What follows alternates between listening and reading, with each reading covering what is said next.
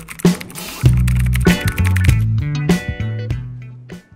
세월호 관련 오보 그리고 보험금 관련 보도, 이 보도가 나가게 된 경위 그리고 보도가 나간 이후에 감찰 결과, 감사 결과, 그 뒤에 어떤 조치가 있었는지까지 좀 설명을 해주십시오.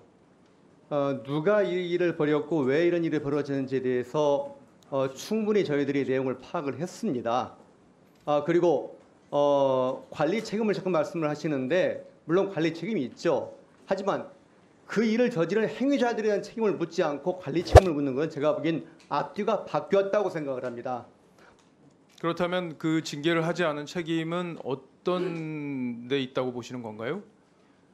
그 뉴스특보라는 건, 특히 재난 상황에서 뉴스특보라는 거는 그 통상적인 데스킹 절차를 거칠 수가 없습니다.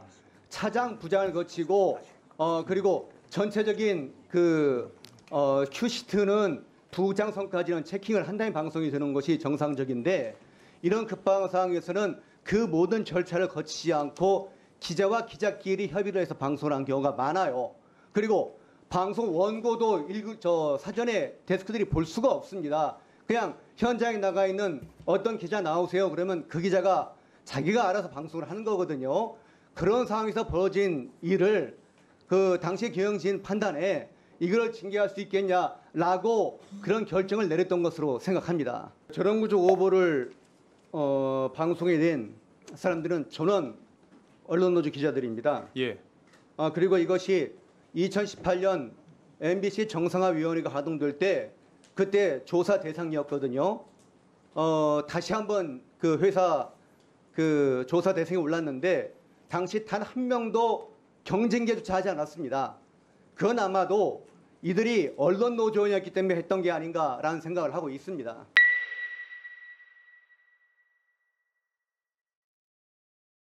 최승호 참고인 나와 주십시오.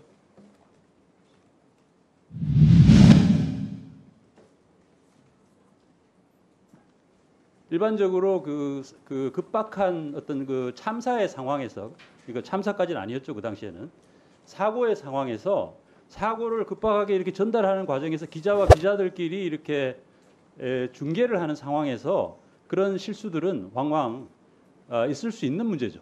한번 근데 그런 실수가 일어났을 때 다른 정보들을 체크를 해가지고 앞에 있었던 실수를 수정하고 교정하고 해 나가는 것이 저는 데스크의 임무라고 봅니다. 그런 차원에서 그런 논리라면 보도본부장이었던 이진숙 보도본부장에게도 같은 논리를 적용할 수 있는 겁니까? 그건 그렇지 않죠. 왜 차이가 있는 겁니까? 아까 우리 의원님께서도 말씀하셨죠. 의원님께서도 말씀하셨듯이 결국은 책임을 그 책임자가 관리 책임을 지는 거는 해당 보도를 한 겁니다. 기자는 책임을 안 져도 되고 관리 책임만 물어야 된다, 이런 논리입니까?